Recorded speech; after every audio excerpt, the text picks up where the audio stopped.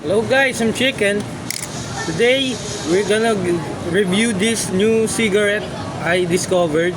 It's called Marshall. Look, Marshall. So let's begin and taste test this.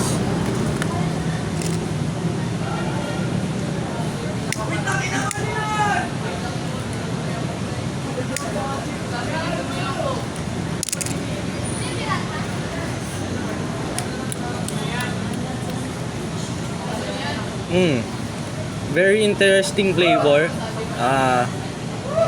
Lasa siyang alak. Lasang alak siya. Lasang gin. Kung alam niyo yung gin, lasang gin. Na may pagka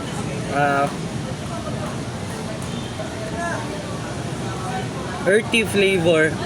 May pagka earthy flavor. Lasa siyang lasang-lasa talaga yung tobacco.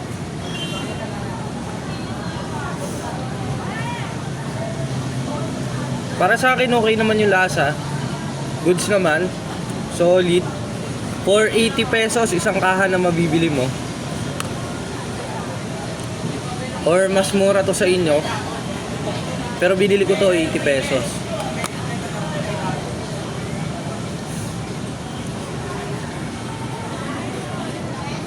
Pero yung filter niya, mararamdaman mo sa lalamunan mo yung roughness.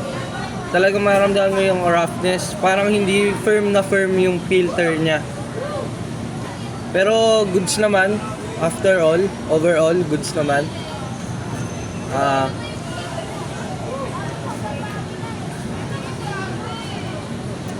Yung lasa niya, lasa siyang alak. Medyo may pagkatabang, lasang lupa. Pero may pagkalasang camel pa din siya. Pero mas matapang yung lasa nito. Lasa siyang gin, kung alam niyo yung gin.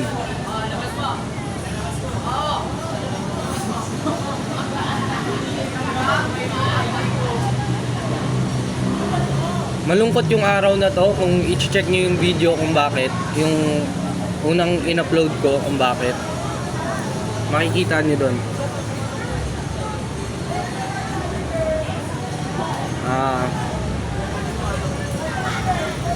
Mabagal siyang maubos.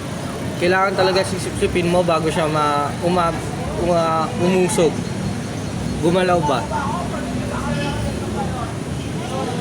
Hindi naman siya, sa tingin ko i-rate ko to ng 7 out of 10. Kasi may pagkalasang lupa siya eh. Di ako tumitikim na lupa pero earthy flavor ba, ganun.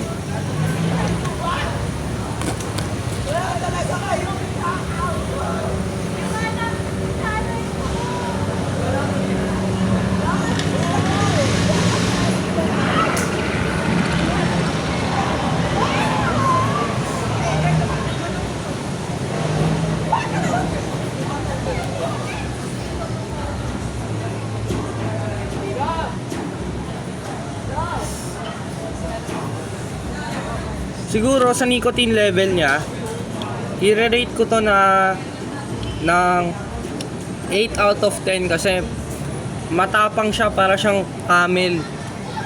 Ang yosi ko camel talaga, pero nagsubok ako ng bagong yosi. Yung nicotine niya, 8 out of 10, medyo ma-high ka talaga. I feel buzz right now.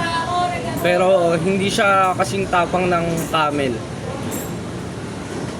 Iba pa rin yung tama ng camel eh. Kung sa nicotine natin babasehin, iba yung tama ng camel. Mas malakas pa rin yung nicotine level ng camel kaysa dito.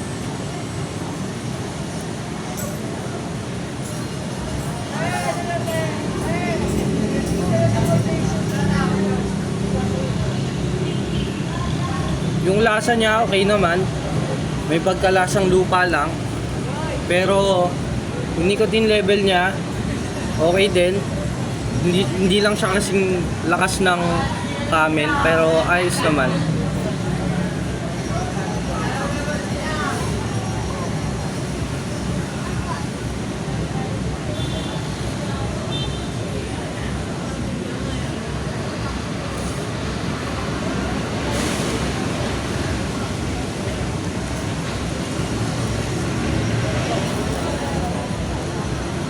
So yun lang para sa video na to.